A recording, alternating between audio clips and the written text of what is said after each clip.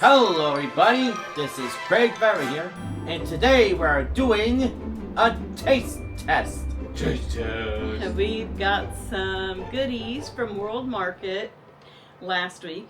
If you watch regularly, I'm sure you saw that video. Today we're going to taste test Bernie. Alright, well you... I'll knock that off! You're supposed to say these. Oh, yeah. These, you... Say it like the deal guy. Yeah, has anybody ever watched the Deal all Guy? right, Craig. And on YouTube, he's just hilarious. These are the top 10 things we're going to try tonight on Craig's Taste Test. All right. Starting off at number 1. Dad, will you please? All right, Craig. That's it. Hey. I've had it. Hey, Craig. We're just having fun. Okay, the first thing we're going to taste is this Abita. I don't know if that's how you say it. Root beer. This was in the Mardi Gras section, and it says it's made with pure Louisiana cane sugar. That's probably the only thing Louisiana about it, but we had to try it. We like root beer taste tests, right, Craig? Yeah, Okay. I love root beer. Okay. Craig just doesn't like our shenanigans. I don't like shenanigans, okay? It drives me crazy. It does. It's just fun. Fun? I'll show you fun. Is that what you're gonna say? Yes. Fun? No, he goes, fun, fun, I'll show you fun. Okay, Craig, you pick out which one you want. This I knew one. it. I wanted the one that I pour the most in. Okay. Let's give it a taste. Bernie says yummy. Oh, this is good. Smooth. Kind of reminds me of Barks root beer. Yeah, it is Barks root beer, mate. It does taste a lot like it. It goes straight from vanillas into caramels, into heavy, like burnt brown sugar type. This is not a bourbon tasting. Oh, wait. Tastes like root beer. Ew. I like it though. Do I taste the burnt brown sugar? I get a slight citrus and rose petals. Definitely get the vanilla. On the nose. I like it. Highly recommend this. Life's not. Probably a lot more expensive than like Barks root beer. I have no idea how much it costs. Which would be honestly. far superior. Okay, we have Everybody two hates- more things. We have these hates- Dewey's pumpkins. Are they pumpkin spice? Yeah. Dewey's pumpkin spice cookies. I've actually had these for a while. I got them and kept forgetting to try them, so we're going to try them tonight. It's the monster. I did buy these at Big Lots when they were still open. However, I Not just saw now. them. I just saw them at Cat. You rat. Eggs is trying to ruin the taste test. Do you want to put her downstairs? That does it. That does it. You little rat. Get out of here. No, be nice. Get out. She's You not gotta here. open the door Shut the for door, her. Craig, so she can't come in here. Then you can't hear her, maybe. She's being an annoying rat. I know. And I wish we have a guinea pig or something. Craig's looking for a trade. He really is. He really wants a guinea pig instead of eggs. He wants to put eggs on Facebook Marketplace. Or, yeah, for sale Wait, or get on trade. with it. For sale, trade, or free. Or giveaway. Yeah. So these are the Dewey pumpkin spice cookies. I did see them at World Market when we were there. I saw that. Does anybody ever remember, well, anybody that's my age or above, the Dewey Decimal System? Remember using that in the library? Do you remember using that? Yeah, I love the I library. hated the Dewey Spent a lot of Decimal time in the System. library. I liked it. Actually, our friend Lisa sent us Dewey cookies. It's Yeah. it's pumpkin spice, remember? And they were so good. There were ginger ones that were so good. Yeah, That's those what were- drew me to these. Bernie's got to try a bit. Maybe. He's not sure. I think he dropped it. They're nice, aren't they, Craig? Mm-hmm. I like how Dewey cookies are so thin and crispy. They're good. And the last thing from World Market is these ube cookies. Is that how you say it? Is it ube? I'm not sure. But I think I've heard it said. That way, so that's what I'm going with. If you want to get vintage, more collectible ones, you can buy your ubes on eBay. Joe is just full of it tonight. Right, Craig? Right. These cookies are very purple. Well, Bernie likes the smell of them. He was licking his lips. They're nice and like melt in your mouth. The flavor, I'm trying to decide. I mean, I know it's ube, but I think it's beets. Craig, do they taste What? like beets? But Craig, what do you think? Beets? They smell like. They taste like beets. They smell like beets. they're lightly sweet. I like them. Let me look up what ube is. not bad. Craig likes beet cookies. What big cookies, Mom?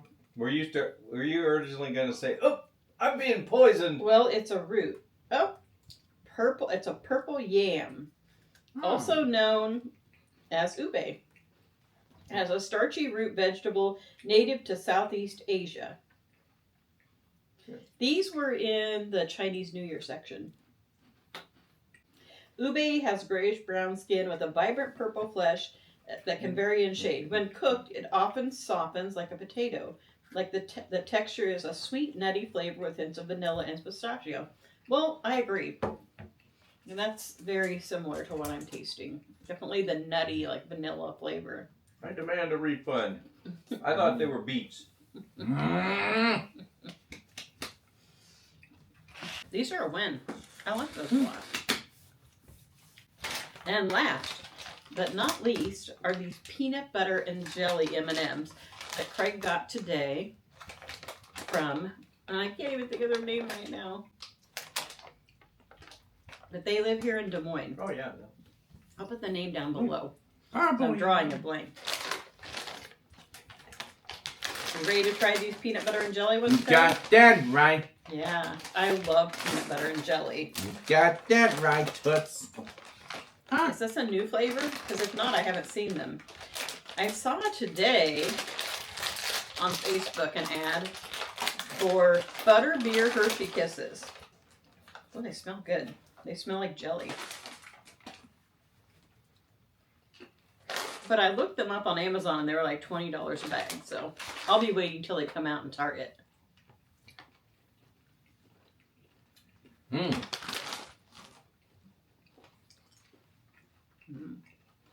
They do taste like peanut butter and jelly. Oh, Craig, what do you think? It tastes like peanut butter and jelly sandwiches. I like it. Yeah, that's bizarre. I'm a big fan of these. If you like peanut butter and jelly. Yeah, I can see where those would get a little addictive. I could eat this whole bag easily. You want one more? Okay. That concludes the taste test part. Showbread, Diet Pepsi. Craig, do you like Star Trek? Not really. How come you don't like it? I don't know. Me either. Never really watched a full episode, but it's something that doesn't look interesting to me. I'm not really a fan of science fiction. Now let's ask Joe. What's that? Do you like Star Trek? Oh yeah, Captain Kirk, number one. Anybody says anything different is wrong. So I can't remember who asked this question. I've had these questions, some of them for a while, and I keep forgetting about them. I've watched all of the new, For the new last stuff time, too. Captain. I'm just I'm gonna a ask- doctor, oh, go ahead. not A lot a of it's really good. Yes, Yeah. this. Always Okay. always loved it. Okay, Craig, I have one more question, then I'll let you go. Okay. The question is, Patty from Tucson, Arizona would like to know, what are your two favorite rides at Disneyland? In all of Mickey and Disneyland. Minnie's Runaway Railway and Tiana's Bayou Adventure. Pretty easy one. He loves new rides. And he likes ride-throughs. He likes the ones where you see stuff. Like, he likes thrill rides too, though. But, Yeah. and You those are the two newest, and Yeah. they're very vibrant. I enjoy both of those too. But I still like the Great Movie Ride better at Hollywood Studios. May it rest in peace. What was your favorite part of the Great Movie Ride? The Wizard of Oz. Yeah, I like that one too. I also like the part with the airplane and can't think of the names in. What are you talking about? Indiana Jones. In a great movie, right? Yeah, it had the airplane and the guy. You mean Humphrey Bogart? Yeah. Casablanca. Yeah, I like that one. Well, one of my favorite parts was the beginning of the ride when you ride through and bandit of some kind jumps on board the train with the ride with you and takes control of the ride. And if you got really good actors, they just made the whole ride. Some of them did such a good job, and some of them were just like monotone. You could tell they just weren't really into it. Can I go? Yes, Greg, you can go. Yeah. One of the questions that we've got, and we've had it for a while and I keep forgetting to answer it, is how do we keep the birds out? How do we keep the squirrels out of the bird feeders? We've talked about it before, different times. I've showed that, down towards our fence and Nancy's videos of the birds. We live right on the edge of a state park. Literally, we have woods to the west and we have woods to the north. And with that, the animals around here are a little different than what you see in town. When we lived back in Knoxville, we had squirrels came all the time and everything, and I got them where they were friendly enough. There was one batch of them that I could actually give them peanuts right out of my hand. I sat out there long enough, they got used to me, and they did that. And I've got a picture of the little peanut feeders with the lids on them, and there was 4 baby squirrels one time down inside that. It's like they got away from their mom or something, or that's where they were hiding. But they weren't there all that long, and they got out and they took off. And I never saw any of them again as little squirrels. They're always bigger when you see them. You had what'd you name? One of them was Was it Gilligan? You had 2 you named. One was Patch. Yeah. I thought one was Gilligan. Gilligan and Patch. And I don't know where Gilligan came from. Yeah, Patch had a white patch. Yeah, had a big white patch on. I think you just named him Gilligan. Yeah. So we are a friend to the squirrels. However, in Knoxville we did. Yeah, they were friendlier. But we did put up a bird feeder that kept the squirrels out of the bird feed. Mm-hmm. Yeah. That way that the main feeders that I hung up that had like suet and everything, that if they get on there, they'll eat the whole things. I didn't have to worry about them. And the actual, where we fed them was a great big white pine. And 2 of the feeders that I had out there were the squirrel proof, where they would close down. Although we had pretty smart squirrels and they would figure out eventually. But one time they got the whole roof thing unhinged where you fill it. So, but not the ones on the pole. They could never get to that. They could never get to those. Yeah, it was almost like you've seen, if you've seen them, they like spring up and down. This one was almost like a teardrop. It kind of came out, and as it came down, it came in closer to the pole, so there was no distance there. And the part that sprung was 18, 24 inches, and it would bounce up and down, so they could never get to that.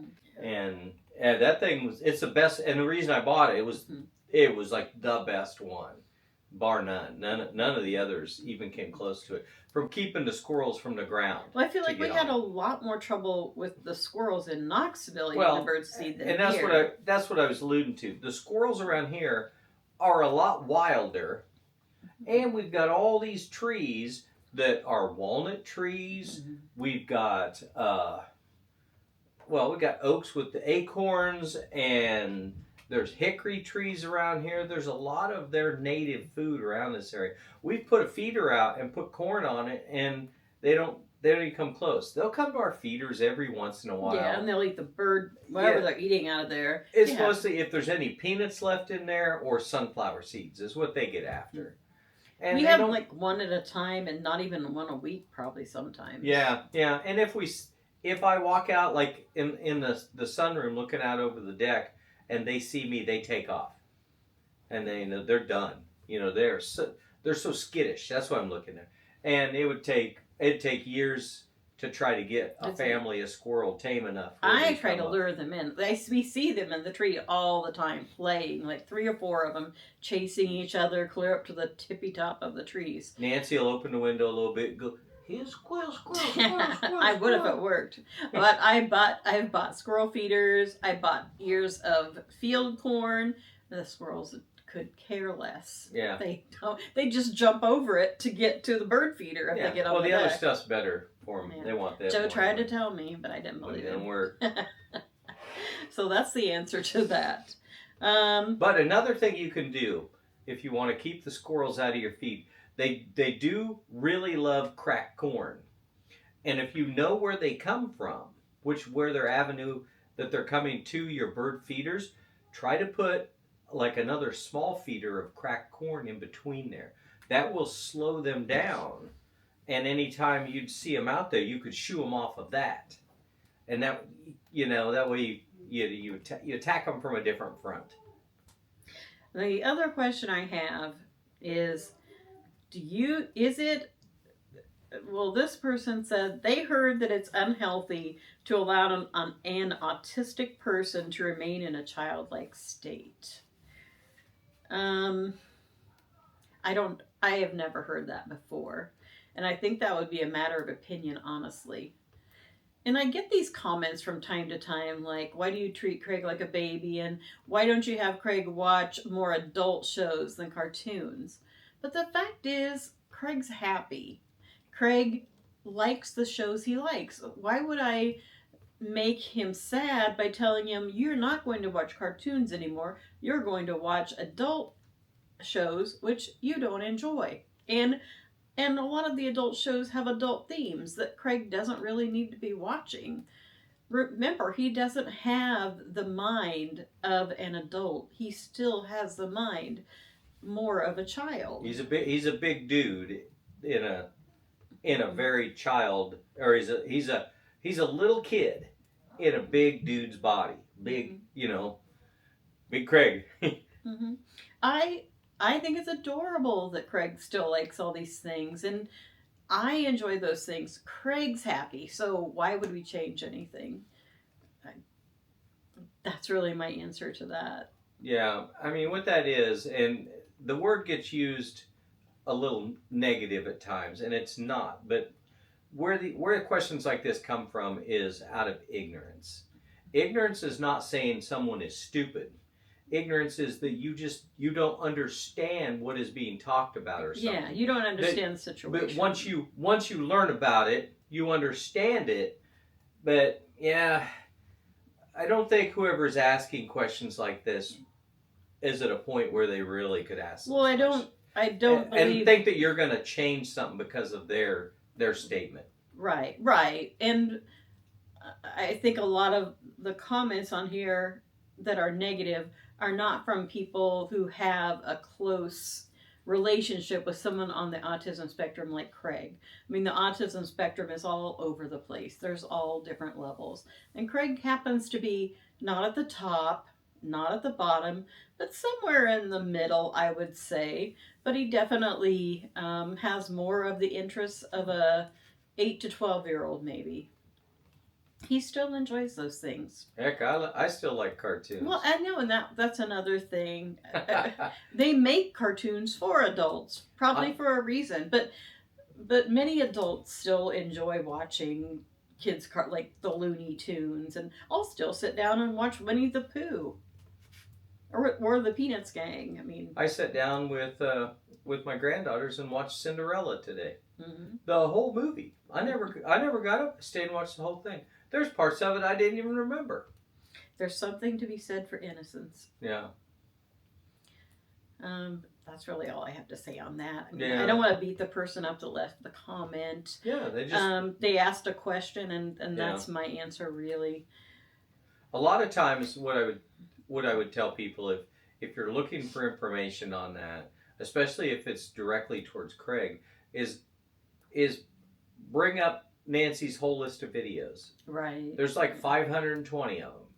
And you can just scroll down and you'll find one where we've talked about where Craig is. I don't know if it's in the title is the thing. Like, but you'll find, where we talk about how we deal with outbursts and stuff like that. Mm-hmm. And you'll see that a lot of them will be like, what's Craig's favorite this? What's Craig? You'll understand at at the age capacity that he's at. It never hurts to ask a question, though, and it No. never hurts to talk about it again, because somebody else might see this. That's why I'm not really upset about it. That hasn't. I wasn't upset about it. Yeah. I was, I guess, curious as to where that idea ever came from, that it was unhealthy. Yeah, I've never heard that. But yeah, because I'm pretty unhealthy, if you look too. at the internet, there are a million different things out there for everything. So that's pretty much it on that conversation. We've just been busy with sick grandkids. Now poor little Colby's sick with a temperature and a whole head cold respiratory thing. Stephanie's sick today. Bennett just he was here yesterday and let me know that he thinks he has the norovirus now. It's just like a constant thing. Hopefully Joe and I can escape these things. We've been sick enough. Yeah, I think I've had most of that stuff already. Yeah, I know. I've had a little bit of that kind of thing. Not anything full blown. I did get my flu shot, and I'm just hoping that's what's protected me from that. I've had enough problems with my back and neck, so I don't want any like full blown sicknesses. I'm just starting to really feel back to me again, having energy and being able to have a routine. Yeah, I think I'm gonna go get my shots this week. The last time I had it set up early in the season to go get them, and I happened to be sick. And when I was doing my online survey thing, because we just go to Hy-Vee and get them, and one of them is, have you had a fever or have you been sick in the past like 3 days? I think it said, or maybe it said a week. And I had just about 6 days before that or so, I'd had a little bit of a fever and wasn't feeling the best. So I answered yes, and whoop, that shut down my survey, and it said, that you couldn't, you had to like reapply for a reservation like in 2 weeks or something like that. And I forgot to do it because at my age and health conditions, I'm supposed to get the RSV shot, like I'm a little kid. Pneumonia shot. Yeah, the pneumonia shot, and they've never suggested that for me, so I'm COVID guessing that has to do with like your pre-existing conditions, maybe. My mom and dad always got the pneumonia shot. Maybe it's the difference between 62 and 61. Yeah, well, I didn't realize I was supposed to get the RSV shot ever since I was 50. Well, after I got my heart attack. No one's ever suggested that to me. I saw it on TV. It said, if you have underlying health conditions at 50 or above, you're supposed to get the RSV. And I'm like, never knew that. Doctor never recommended it, so maybe it's just kind of a new thing. Joe continues to work hard on getting ready for Bennett and Haley to move in. And if you haven't heard before, they're moving in March. And yesterday, Joe and Bennett worked a lot at getting things moved downstairs from that extra bedroom. And Joe's really getting a lot more organized down there and finding a place for everything. I think it's going to be nice when it all gets done. Oh, yeah. Yeah. I think we'll have it ready for them to get in sooner than that. Oh, and that's why I told Bennett, I said, well, the closet's completely empty now. They could start moving in stuff. Soon they'll be here and all this will be behind us. I think he said he has the last 2 days in February and the 1st of March off. And they close out of their place on the 2nd. So, yeah. It'll be a piece of cake. Mm-hmm. I'm sure I get to help move all the furniture. I told him, I said, you got a lot of young, healthy friends. Man, that's not going to happen. Friends just have a way of not showing up when it's moving time. Nobody likes to move. I've moved more people than... I know. I moved Stephanie several times too. When Joe was working full time and overtime, I had to do all that stuff. Yeah, and you didn't have that much... You didn't have a lot of heavy furniture. No, she didn't have that much. Yeah, that's easy. It was enough. She started getting into sectionals. Yeah, I didn't never have to move that. Stoves and refrigerators, and oh my God, that's when. Oh yeah, their last move. Mm-hmm. Leather furniture. Oh, I know. I'll never buy leather furniture again. It weighs a ton, and I also just don't. I didn't mind it when we had it, but now I just can't stand the feel of it to sit on it. I don't know. You were always that way when we had it, and now I'm that way. I'm like, I don't like that feeling when I Yeah. first sit down on it. Yep. I'd always have like a comforter or something I'd throw over it. It's great for, if you have pets, that hair doesn't stick to it. But then I always Which is had why we stuff had all it. over it, and they got hair all over that. Yeah. You can't escape the hair Fun, when you have pets. All right. I think we'll wrap this up.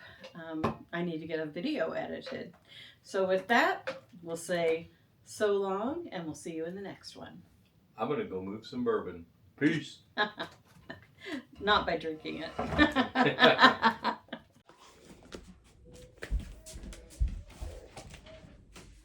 Patrick Picklebottom and the Longest Wait. Story by Mr. J and artwork by Gary Wilkinson. For young Patrick Picklebottom, who loved books most of all, it was exciting to read what was up on the wall. The sign said the Storytime signs around 5 o'clock. A cute little tale about a flat-sided rock. It's supposed to be good, he had heard a review. But he was 2 whole hours early with nothing to do. So he sat and he waited. And he waited some more bored, more impatient than ever before. Was it 5 yet? He looked at the clock just to see. But oh no, it was only 2 minutes past 3. It felt like a week has already gone by. For a moment he thought he might break down and cry. He had to find something to pass time along, so he decided to start by singing a song. He began to sing with them bones right into Blind Mice, then some Eddie Rock's ballads that he thought were quite nice. He was dancing around with having all sorts of fun. And the next thing he knew, it was 3:31. Patrick sang all his songs, and his dancing was through. So he set out to find something new he could do. He wrote a short poem about a green elf. Not a bad piece of work, if he said to himself. The green little elf sat up on the shelf, and he didn't have much to eat. He chewed up on his tie, and then wondered why, so he ate his delicious green feet. So it wasn't that great, and he has written some more, but he glanced at the clock. It was 10 after 4. The next thing he did was to find some old chalk, and he drew a bright sun, some clouds, and a hawk, soaring the sky above a field and a lake. And then, for no reason, he drew a big cake. It was chocolate with frosting and swirly red lines, and a big smiley faces and star-shaped designs. Then he drew a fast car and pretended to race, before drawing a rocket and flying through space. A small castle here, and a dinosaur there, and a chess game between a fern and a bear. He drew some small monster biting somebody's nose, and then a bad bug wearing oversized clothes. Patrick stared up at the world he created, all the things he had made in the time he had waited. The next thing he knew, it was 20 past 5, but Storytime had simply failed to arrive. He looked at the sign to figure out why, and smiled to himself with a wry little sigh. The night time was at 5, but the day was tomorrow. Though he didn't feel anger, annoyance, and sorrow, he simply come back, and he wouldn't be late, precisely at 3, to enjoy his long wait. The end. Well, good night, everybody, and keep on having a great day.